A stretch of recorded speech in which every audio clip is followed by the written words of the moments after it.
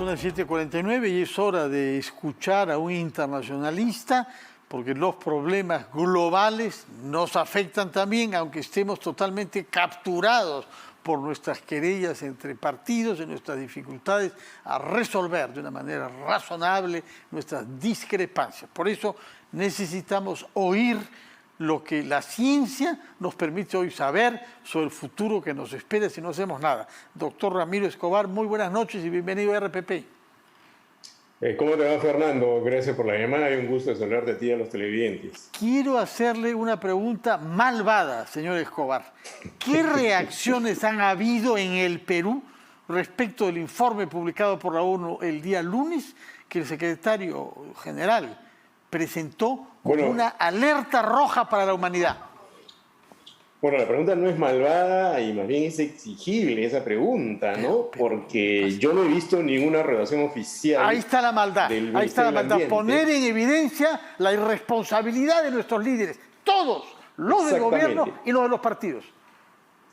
Lo he dicho en una biocolumna que acabo de publicar hace unas horas en La República. No se pronunció el Ministerio de Ambiente, no se pronunció el Congreso, sí se pronunció la sociedad civil, las ONG y un grupo de personas importantes que consideran, con razón, que ese es un problema gravísimo. La alerta que ha lanzado el panel intergubernamental sobre el cambio climático tiene, si me permite, Fernando, 3 puntos por lo menos que podría calificar de preocupantes, si no alarmantes. 1, que el nivel del mar va a subir de todas maneras. 2, que si en los próximos 20 años no se mantiene el aumento de la temperatura global por debajo de 1.1%, los fenómenos naturales como los huracanes, las inundaciones, las olas de calor como la de Canadá se van a mantener. Y 3, que el tiempo se nos está acabando, ¿no? Si no ponemos un freno, vamos a llegar a una nueva normalidad que va a ser peor que la de la pandemia, ¿no? Así es. El día de hoy se ha batido récords de calor en Italia, superando la marca inédita de 48 grados. 48 grados, es una temperatura absolutamente impropia del Golfo Pérsico del norte de África. Eso va a llegar acá igual, si bien veo que el informe focaliza su estudio sobre todo en el Mediterráneo y en el Ártico, como las dos regiones actualmente más sujetas a amenaza. Sí, y en Túnez hoy día ha habido 50.2 grados de calor en Túnez. Una temperatura también inédita, a pesar de que en esa zona suele haber un calor bastante intenso. Creo que lo que está pasando, y es otro de los datos del informe, es que ya no hay duda, y esto es terrible, pero también es desafiante, que es el hombre el que está provocando esto. En los informes anteriores del panel, este es el sexto, pero por ejemplo en el quinto se guardaba, digamos, la discreción de manera científica obvia de que podía haber un 5% de posibilidades de que no fuera el hombre. Ahora ya no hay duda. Somos nosotros, a pesar de que hay procesos naturales de la Tierra, como la erupción de los volcanes, que producen gases de efecto invernadero, pero somos demasiados en la Tierra. 7.700 millones, tenemos una actividad industrial intensa, nos encanta usar el carro, nos encanta volar, nos encanta hacer una serie de procesos que agravan la emisión de gases invernadero. Comer carne también, sí. Por supuesto.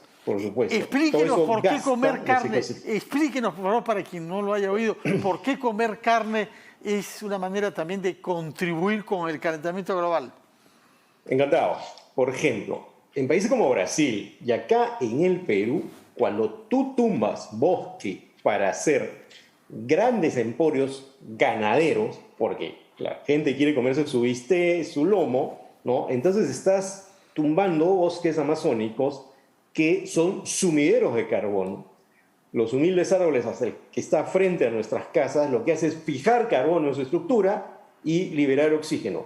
Cuando se tumban bosques en la Amazonía o en otras partes del mundo, en Indonesia, por ejemplo, para hacer plantaciones de palmeras, ¿no? de palmas aceitera, lo que estás haciendo es quitarle a la propia tierra, a los propios ecosistemas, la oportunidad que capture carbono. Y eso agrava el calentamiento global. La mayor fuente de deforestación en el Perú y en América Latina es la deforestación. Cada vez que se tumba árboles, cada vez que la deforestación se intensifica, el problema se agrava. Mucha gente cree que son los autos acá, todavía no lo son, es la deforestación. Ahora, pero Los autos Sí. hacen lo suyo en la medida en que consuman combustibles fósiles, es decir, carburantes fósiles. Así es. ¿Qué estamos haciendo para reducir y para eliminar progresivamente el uso de combustibles fósiles? Bueno, yo señalaría un ejemplo que ha sido empujado por la pandemia, por la necesidad del uso de la bicicleta, ¿no? ¿Qué necesidad tenemos de ir a comprar pan en una 4x4, que está a 5 cuadras de nuestra casa? El uso de la bicicleta, que se ha intensificado debido a la pandemia, las restricciones, los protocolos sanitarios que yo uso además diariamente para movilizarme en las mañanas, es una alternativa que uno dirá es una gota en el océano, pero contribuye a aminorar la quema de combustible fósil. Hay incluso empresas que pueden transformar su aparato productivo en una lógica más sostenible y no emitir tantos gases de efecto invernadero. Las formas existen, Fernando. El asunto es que tiene que haber decisión política y volvemos a lo de hace un rato. Yo no escucho hasta ahora una palabra de este gobierno. Nada. Y es más, recordarás, lo más penoso de la segunda vuelta fue el debate ambiental. No sé si lo recuerdas. Absolutamente, que brilló por su ausencia. El otro tema que nos afecta considerablemente es la reducción de los glaciares, puesto que nuestro país es el país del mundo que más glaciares tropicales tiene. ¿Qué va a significar eso y cuál es el calendario que se prevé en términos de generación de agua dulce? Bueno, por ejemplo, en un lugar como Ancash, ¿no? Donde hay una enorme cordillera, la más grande del Perú, la más grande cordillera tropical del mundo, los glaciares se están derritiendo. Basta con ir al Nevado Pastoruri, donde antes uno se podía deslizar incluso en una alfombrilla, y ahora ya casi no hay hielo. Entonces, eso va a producir una mayor oferta de agua por un tiempo, quizás por algunas décadas, en Ancash. Pero en un momento eso se va a acabar y en la Cordillera Negra había sequías. Entonces no hay una planificación desde el Estado para frenar este proceso que es irreversible. Y lo peor de todo, no quisiera dejar de mencionarlo, es que hay negacionistas del cambio climático en el Perú y en el mundo, como Donald Trump, Vladimir Putin, Nicolás Sarkozy y además Bolsonaro, que está acá nomás al costado en Brasil, ¿no? Bueno, felizmente que Nicolás Sarkozy ya no está en el poder, de manera que no hay que ponerlo junto a los otros jefes de Estado en ejercicio. Ahora bien, un problema grave de nuestro país, naturalmente, usted lo ha mencionado, los bosques, el alza del nivel del mar y naturalmente la falta de una política agresiva para reducir el uso de combustibles fósiles. Pero ¿qué pensar de las instituciones de nuestro país que no pueden impedir que Caterpillar y maquinaria masiva destruya lomas en los alrededores de Lima, en San Juan del Lurigancho, como hemos visto? Cuando llega la autoridad, los trabajadores se habían dado la fuga y han dejado toda la maquinaria ahí, destruyendo un ambiente natural en la capital. Y no sabemos hasta el momento quién es responsable de que se haya tolerado eso. Mira, la política del futuro y del presente en el Perú y en el mundo tiene que ser la política climática. Eso está ya en el debate en la ONU. Manuel Guterres, cuando ha leído este informe dramático, el 6º informe del panel, ha dicho que esto apunta a ser una catástrofe y que hay una alerta roja. Entonces, si no reciclamos la actividad estatal y las relaciones internacionales